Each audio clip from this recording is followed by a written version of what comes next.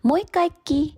Tara, samahan niyo akong gumala today sa Helsinki together with my roommate. At yan, nag-aabang na kami ng bus at good thing guys, hindi kami naiwan ng bus ngayon. So, tuloy-tuloy ang ligaya. Maaga kaming gumising at nag-prepare.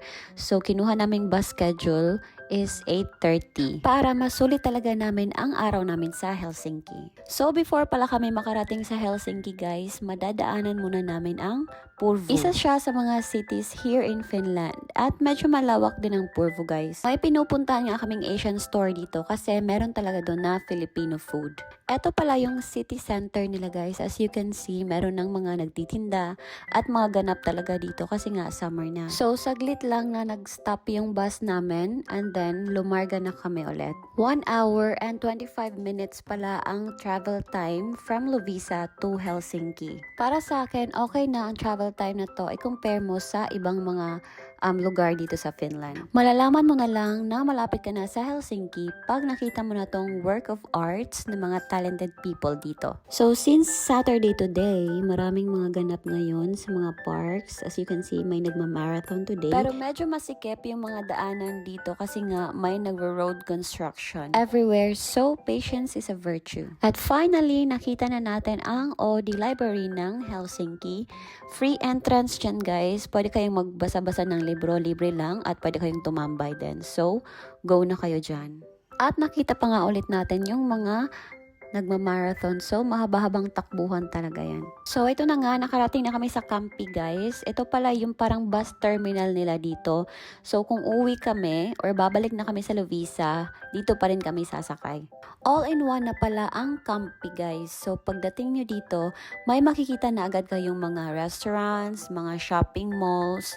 So, pwede na kayo ditong tumambay. Pero kung gusto nyo i-explore yung Helsinki, pwedeng-pwede kayong lumabas naman. Nawala pa nga kami dyan ang hinahanap namin ng Hesburger kasi nagugutom na kami, wala pa kaming breakfast. Fun fact lang guys, meron palang Hesburger din sa Lovisa pero never ko pang na-try kumain doon. Nakailang kain na ako dito sa Helsinki na Hesburger at saka sa Porvoo pero never pa sa Lovisa. So automatic na nga ang pag-order dito guys at yan, nakuha na namin yung number namin, 14. At yes, ang bilis lang kasi wala masyadong tao. After naming kumain, naglakad-lakad lang kami dito sa loob ng Campi at nakita nga namin ang second-hand store na ito. Pero pagtingin namin sa prices guys, sobrang mahal pa din niya. Like itong dress na to, Burberry yung brand niya at 89 euros siya. Etong summer pants na to, bet na bet ko sana pero ang mahal din niya guys, 89 euros din siya. So, pass muna.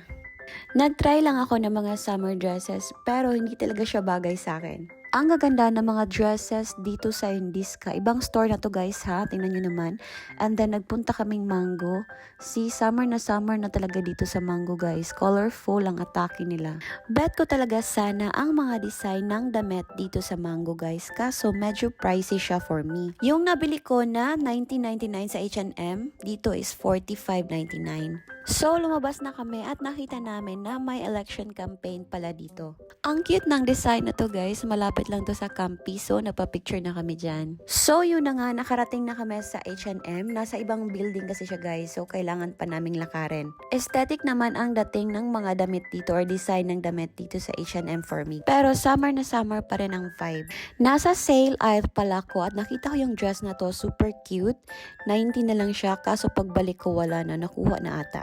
So, ito na yung nabili ko guys, 3 pieces at na-haul ko na to sa ibang video ko. So, after namin sa H&M, bumalik agad kami sa Campi para kunin yung dalawang kaibigan namin. Sinabihan kasi namin sila na pumunta dito sa Helsinki para gumala kami. So, andito na nga sila at pupunta na kaming Holy Crab para mag-seafood boodle fight. So, like for part 2!